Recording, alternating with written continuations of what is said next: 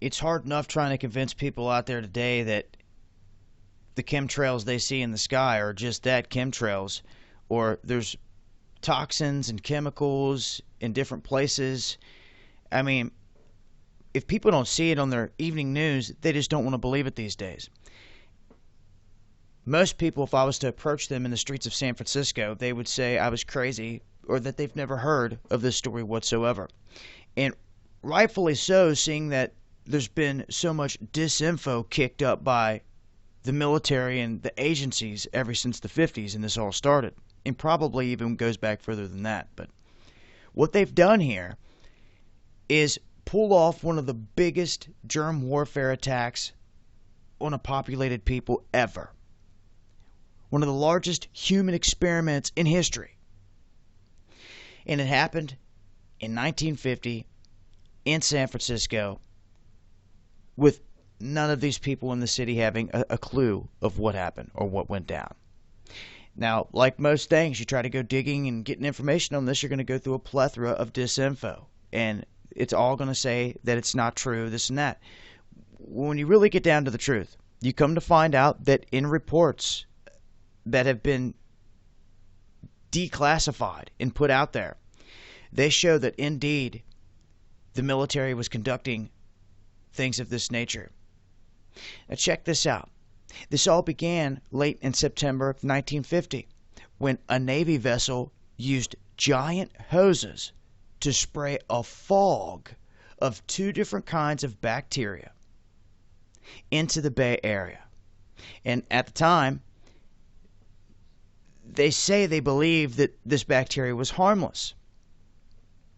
It was noted that a successful biological warfare attack on this area can be launched from the sea, and that effective dosages can be produced over relatively large areas.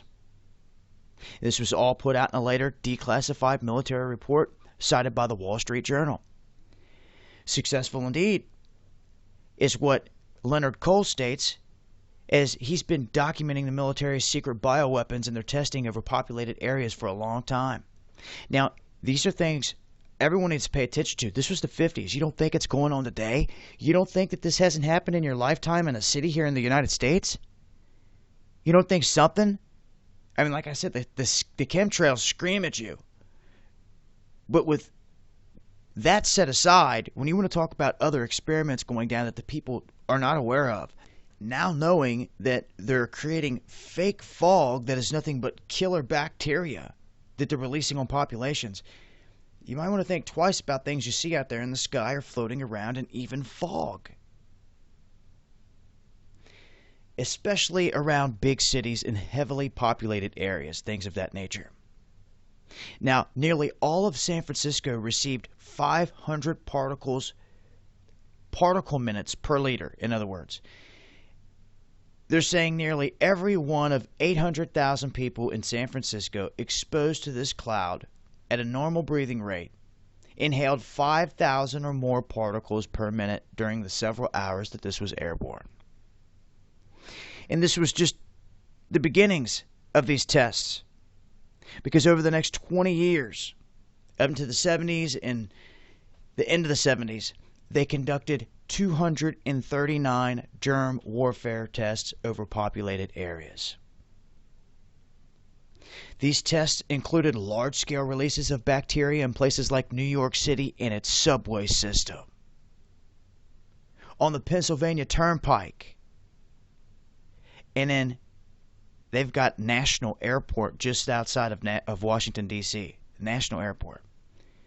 So when going back and looking at this for any proof, they believe that, yes, they have a death connected to this and 10 other people that fell ill mysteriously, and this agent or this bacteria showed up in their systems. So it shows proof here. I mean, you got to go digging and doing some looking sometimes to get down to the root of things, but we all know they're doing it. And if anyone wants any proof, well, you can take this story, do a little bit more digging, follow the links from here, and you're going to have a nice little pile of evidence showing that indeed they've been pulling off these tests for a long time. And all you got to do is click right here and you're going to open up 239 of these tests.